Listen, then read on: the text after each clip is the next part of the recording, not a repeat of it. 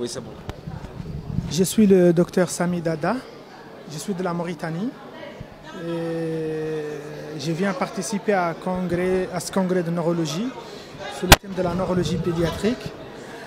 C'est un congrès que je trouve parfaitement réussi.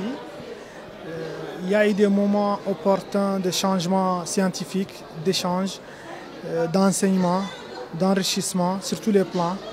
C'était aussi un moment de rencontre entre les différents collègues sénégalais, des autres pays de voisinage malien, ivoirien, camerounais. C'était une rencontre en fait de toute la famille neurologique de l'Afrique, de l'Ouest essentiellement. Il y en avait eu aussi des participants de l'Occident qui certainement ont enrichi l'expérience de ce congrès. Je pense que toutes les communications étaient utiles, toutes les communications étaient bénéfiques et c'était un moment d'enseignement assez riche. Juste peut-être une question, est-ce qu'on peut savoir, on a parlé de défis et de perspectives pour l'Afrique, alors est-ce que les mêmes défis qui se trouvent ici au Sénégal, c'est les mêmes qu'en Mauritanie? Je pense que oui, effectivement, c'est les mêmes défis que nous avons.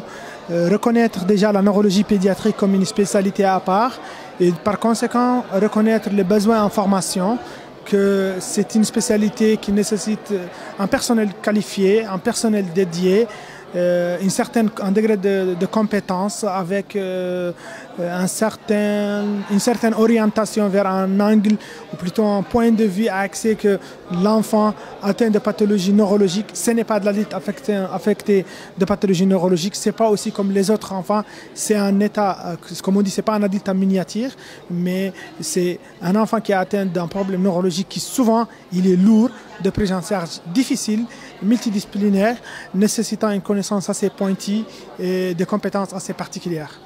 Les enfants atteints de pathologies neurologiques, est-ce que vous en avez souvent oui, ça représente 20 à 30, je dirais même 20 à 30% de la consultation de neurologie générale et 20 à 30% de la consultation de pédiatrie générale. Et actuellement en Mauritanie, nous avons mis en place un service de neurologie pédiatrique. Nous sommes deux, moi-même et une autre collègue qui a été formée aux États-Unis. Et nous sommes en train d'ouvrir un service de neurologie pédiatrique qui doit voir les jours, les mois à venir. Et on a déjà une consultation pédiatrique, une sorte de staff. On commence déjà à sortir vers la société avec des conférences, avec des campagnes de sensibilisation sur l'autisme, sur l'épilepsie, sur les paralysies cérébrales. En fait, c'est les mêmes problèmes, c'est les mêmes défis qui sont posés ici et on essaie de les relever. Vous avez un dernier mot à ajouter? Je pense que dans nos pays à ressources limitées, la neurologie pédiatrique aura le plus grand problème de moyens.